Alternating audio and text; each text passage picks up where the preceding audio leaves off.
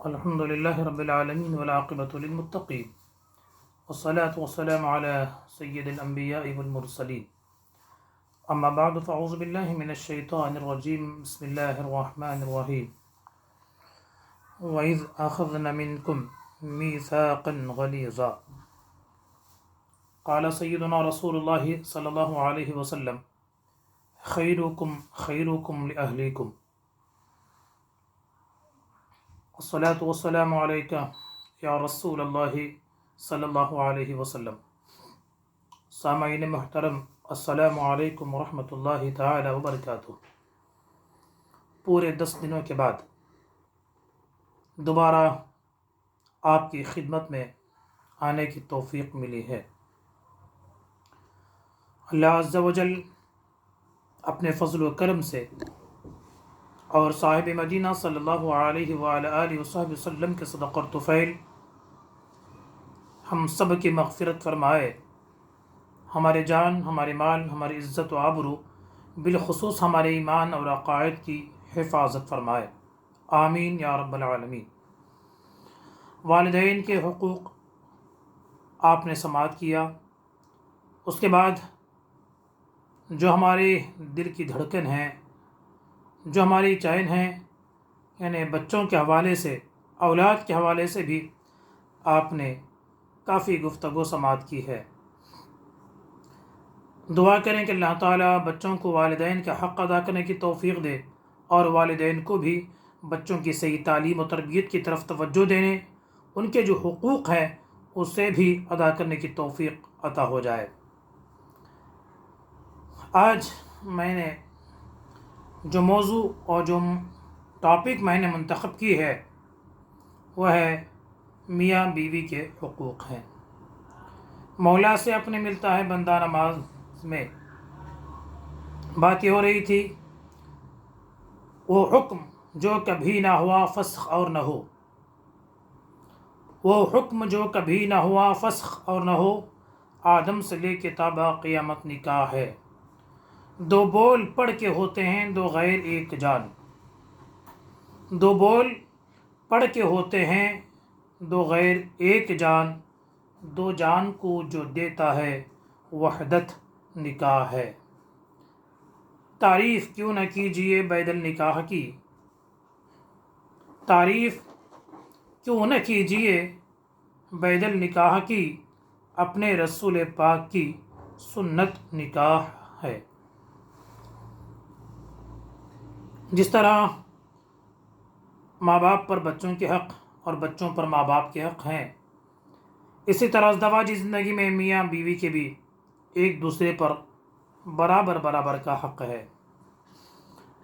انشاءاللہ العزیز آنے والے کلاس میں بیوی کے جو حقوق ہیں وہ انشاءاللہ آپ کی سماعتوں کے حوالے کروں گا، لیکن آج شوہر پر بیوی کا حق کیا ہے اسے سماعت کریں، اس لیے کہ ایک گھر کی زندگی میاں بیوی کا اتفاق ایک گھر کی زندگی ہے، ایک گھر کی رونق ہے، ایک گھر کا سکون ہے۔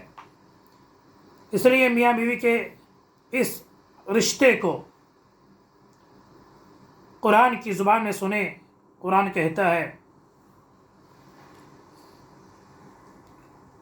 ہن لباس لکم وانتم لباس لہن، عورتیں مرد کا لباس ہیں اور مرد عورتوں کے لیے لباس ہیں۔ کتنی پیاری مثال ہے، اس ایک مثال پر اب غور کریں۔ عورت کو مرد کے لباس سے اور مرد کو عورت کے لباس سے قرآن نے تشبیہ دی ہے۔ تو لباس کی ذمہ داری کیا ہے؟ ہم اپنے جسم پر لباس، کپڑے، ڈریس کیوں پہنتے ہیں؟ صرف خوبصورت دکھنے کے لیے نہیں، یہ لباس ہمیں خوبصورت بھی بناتا ہے، یہ لباس ہمارے جسم کے عیب کو چھپاتا ہے، یہ لباس گرمی سے ہماری حفاظت کرتا ہے، یہ لباس سردی سے ہم کو بچاتا ہے۔ تو اسی طرح ایک میاں بیوی کے درمیان میاں بیوی کے لیے کپڑے ہیں اور بیوی اپنے میاں کے لیے جوڑا اور کپڑے ہیں. تو یہ ایک دوسرے کے لیے خوبصورتی بھی ہیں، ایک دوسرے کے عیب چھپانے کا سبب اور ذریعہ بھی ہیں. اس لیے آقا دو جہاں صلی اللہ علیہ وسلم نے جہاں بیوی پر بہت سارے حقوق ہیں، انشاءاللہ العزیز آپ سماعت کریں گے. ایک ٹکڑا سماعت کریں. تاجدار مدینہ صلی اللہ علیہ وسلم ارشاد فرماتے ہیں اگر شوہر کے جسم پر پھوڑے ہو جائیں، زخم ہو جائیں اور اس کے جسم سے خون، پیپ اور گندا پانی بہنا شروع ہو جائے اور عورت اسے اپنے جسم پاک کرے، اپنی زبان سے چاٹ کے صاف کر لے، تب بھی وہ حقوق شوہر سے بری و ذمہ نہیں ہو سکتی ہے. اس چھوٹی سی مثال کو ذہن میں رکھیے، انشاءاللہ العزیز بعد 2 دن کے بعد اس پر کافی گفتگو ہوگی. لیکن آج شوہر پر کیا حق ہے؟ ایک اجنبی لڑکی آپ کے لیے اپنے سارے خاندان کو، اپنے سارے رشتہ دار کو چھوڑ کر زندگی بھر آپ کا ساتھ دینے کے لیے آپ کے حوالے ہوتی ہے. اس کے حقوق کیا ہیں؟ آقا دو جہاں صلی اللہ علیہ وسلم آخری وقت میں ایندھن نزا، جب سرکار صلی اللہ علیہ وسلم دنیا سے رخصت ہو رہے تھے، وفات کے وقت زبان لڑکھڑا رہی تھی، آہستہ آہستہ چند احکام آپ نے امت کے حوالے کیے. ان میں سے ایک ہے میری امت نماز. نماز آخری وقت میں فرماتے ہیں نماز اس کی حفاظت کرو، اس کے ٹائم میں پوری پابندی کے ساتھ ادا کرو. ساتھ ہی فرماتے ہیں عورتوں کو اللہ نے تمہارے حوالے کیا ہے، تمہارے ساتھ قیدی بنا کے رکھا ہے، تم ان کے ساتھ اچھا سلوک کرو. عورتوں کے حوالے سے تم اللہ سے ڈرو، عورتوں کے حوالے سے تم اللہ سے ڈرو.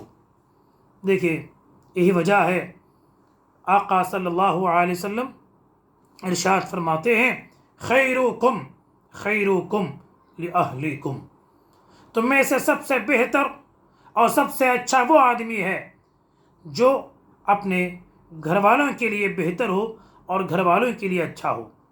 ازدواجی زندگی کیسی ہوتی ہے؟ ہمیں چاہیے کہ ازدواجی زندگی کے حوالے سے ہم سیرت کے پہلو کو پڑھیں، سرکار کے گھروں کا جائزہ لیں. بیک وقت 9 ازواج مطہرات سرکار کے گھر میں رہتی ہیں. ایسے تو امہات المومنین 11 ہیں. ایک حضرت خدیجۃ الکبریٰ رضی اللہ عنہا جو مکہ مکرمہ ہی میں تھی اور مکہ شریف ہی میں آپ کا انتقال ہوا ہے اور جنت البقیع میں آپ آرام کر رہی ہیں. وہ کتنی محبت فرماتے ہیں. ایک دفعہ آپ کی لخت جگر، آپ کی نور نظر حضرت خاتون جنت فاطمۃ الزہرا رضی اللہ عنہا سے ام المومنین فرماتی ہیں بیٹی جاؤ اللہ کے حبیب صلی اللہ علیہ وسلم سے ایک چادر مانگ کے لاؤ. بیٹی فاطمہ حبیب صلی اللہ علیہ وسلم کی بارگاہ میں آ کے سوال کرتی ہے یا رسول اللہ، اے والد گرامی، میری والدہ ماجدہ نے آپ سے ایک چادر کا سوال کیا ہے. آقا فرماتے چادر نے کیوں مانگا ہے؟ چادر بھی دیتے ہیں اور پیچھے آپ خود تشریف لے کے جاتے ہیں. پوچھا اے خدیجہ چادر کو تم نے کیوں طلب کیا ہے؟ میاں بیوی کے درمیان کیسی محبت ہوتی ہے، کیسے اتفاق ہوتا ہے. آپ سماعت کریں. ام المومنین فرماتی ہیں یا رسول اللہ صلی اللہ علیہ وسلم، میں نے یہ چادر اس لیے مانگا ہے تاکہ جب میرا انتقال ہو، جب میں دنیا سے رخصت ہوں، جب مجھے موت آئے تو آپ کی مبارک چادر میں مجھے کفنایا جائے. میں نے یہ چادر اپنے کفن کے لیے مانگی ہے۔ حبیب صلی اللہ علیہ وسلم جب یہ گفتگو سماعت کرتے ہیں، جب انہوں نے یہ بات سنی تو میرے آقا کا جواب سنے، فرماتے ہیں اے خدیجہ تم نے چادر مانگی ہے، اگر تم مجھ سے میری جلد بھی مانگتی، میرا سکن بھی اگر تم مانگتی تو میں بھی وہ بھی اتار کے تمہارے واسطے دے دیتا۔ یہ وجہ ہے حضرت خدیجہ تو مکہ شریف میں انتقال ہو گیا، اسی طرح اور ایک ام المومنین حضرت بی بی میمونہ رضی اللہ عنہا، یہ بھی مکہ شریف کی جنت البقیع میں نہیں، تھوڑا آگے۔ اللہ آپ کو حرمین شریفین کی زیارت نصیب فرمائے، مکہ مکرمہ مدینہ طیبہ جانے کی توفیق عطا فرمائے۔ آپ جب مکہ شریف سے مدینہ شریف جائیں گے، عائشہ مسجد ہے جسے تنعیم کہتے ہیں، وہاں سے تھوڑی دوری پر 1-2 کلومیٹر کی دوری پر آپ کے بائیں طرف 4 دیواری ملے گی، ایک چھوٹا سا کمپاؤنڈ ہے۔ کسی سے پوچھیں کون ہے تو سب لوگ کہتے ہیں یہ ام المومنین بی بی میمونہ رضی اللہ تعالیٰ عنہ کی قبر مبارک ہے۔ برکیف 2 ازواج وہاں ہے، اس کی بقیہ زندگی میں 9 ازواج مطہرات سرکار کے کاشف اقدس مدینہ منورہ کے اطراف میں ہیں۔ کبھی کوئی شکوہ نہیں، کوئی شکایت نہیں، کبھی گھریلو زندگی میں کوئی بات آ بھی جاتی تو سرکار بڑی محبت سے، بڑے ہی اچھے انداز سے اسے حل فرماتے ہیں۔ آقا دو جہاں صلی اللہ علیہ وسلم ارشاد فرماتے ہیں جو شخص اپنی بیوی کی بدخلقی پر صبر کرے، بہت سارے گھروں میں ہوتا ہے نا، مرد تو نیک ہوتا ہے، متقی ہوتا ہے، پرہیزگار ہوتی ہے، لیکن قسمت میں بے نمازی یا بد چلن عورتیں مل جاتی ہیں۔ یہ شوہر مارے شرم کے کسی سے نہیں کہتا ہے، اس کے ظلم پر، اس کی زیادتیوں پر صبر کرتا ہے۔ آقا صلی اللہ علیہ وسلم ارشاد فرماتے ہیں کہ جو مرد اپنی بیوی کی بدخلقی کے پر صبر کرے، اللہ اسے ایوب علیہ السلام کے برابر صبر عطا فرماتا ہے۔ حضرت لوط علیہ السلام کی بھی کافرہ ہو گئی، آج بھی پتھر بن کے رکی ہوئی ہے۔ اسی طرح اگر کوئی کسی خاتون کو، کسی عورت کو ظالم شوہر مل جائے، اس کا حق ادا نہ کرے، اس پر زیادتیاں کرے، اور وہ خاتون اپنے بچوں کے لیے اپنی عزت کی حفاظت کرتے ہوئے اپنے گھر کی 4 دیواری میں زندگی بسر کرتی ہے، آقا صلی اللہ علیہ وسلم ارشاد فرماتے ہیں اس خاتون کو فرعون کی بیوی آسیہ رضی اللہ تعالیٰ عنہ جیسا اللہ ثواب عطا فرماتا ہے۔ بیویوں سے حسن سلوک کرو۔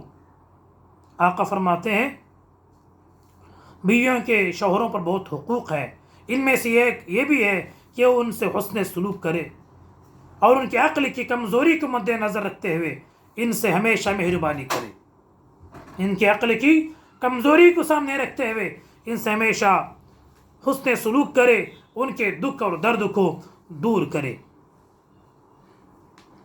آقا فرماتے ہیں تاجدار مدینہ صلی اللہ علیہ وسلم کے گھر میں بیک وقت 9 بیویاں ہیں۔ ایک مرتبہ حضرت عمر فاروق رضی اللہ تعالیٰ عنہ کے گھر میں، انہوں کے گھر آپ کی بیوی سے جھگڑا ہوتا ہے، بات ہوتی ہے، تو حضرت عمر فرماتے ہیں اے لونڈی تو مجھ سے بڑھ کے بات کرتی ہے، مجھ سے کیا ہے سامنے زور سے بات کرتی ہے۔ آپ کی زوجہ محترمہ فرماتی ہیں کبھی کبھی سرکار کے گھر میں بھی ایسا ہوتا تھا، تو سرکار آپ سے بہتر ہیں، کبھی بھی اس طرح کے جملے استعمال نہیں کرتے ہیں۔ حضرت عمر فاروق رضی اللہ تعالی عنہ فرماتے ہیں میری بیٹی حفصہ جو ام المومنین ہے، اگر وہ کبھی سرکار کے سامنے زبان دراز کرتی ہے تو وہ خائب و خاسر ہو جائے گی۔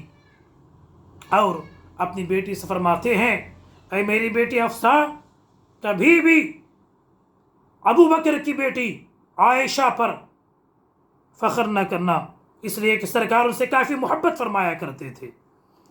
یہ وجہ ہے ایک دفعہ آپ کے ازواج مطہرات میں سے ایک خاتون نے، ام المومنین نے کسی بات پر آپ کے سینے اطہر پر ہاتھ رکھ کر تھوڑا سا پیچھے کیا۔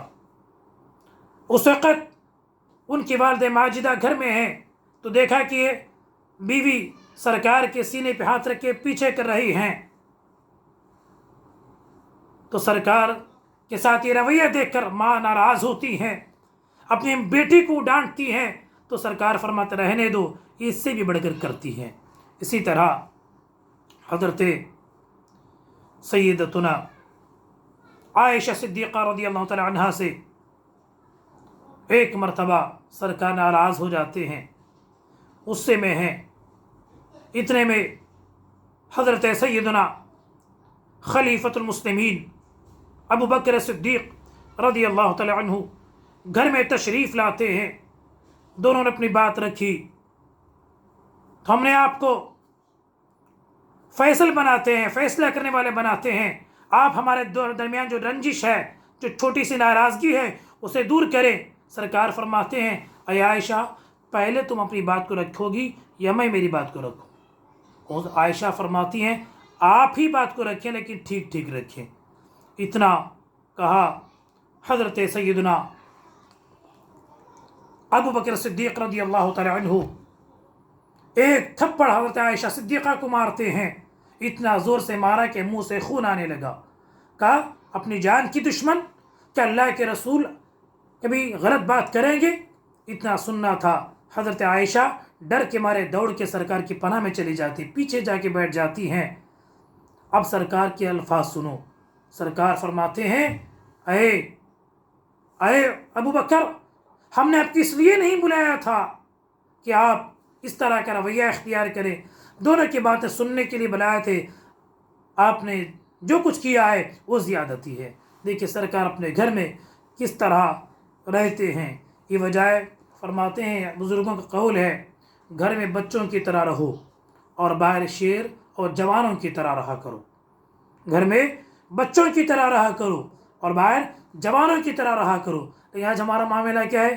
منے کی ماری اوری کو پکاری، گھر میں آئے تو شیر، باہر جائے تو بچہ بن جاتے ہیں۔ جو بھی طاقت نکالنے ہے، غصہ نکالنا ہے، آج گھر والے ہی ان کو ملتے ہیں۔ انشاءاللہ آئندہ گفتگو، آئندہ سماعت کریں گے۔ اللہ تعالی ہمیں گھر والوں کے ساتھ اچھے رویے کی توفیق عطا فرمائے، آمین۔ السلام علیکم۔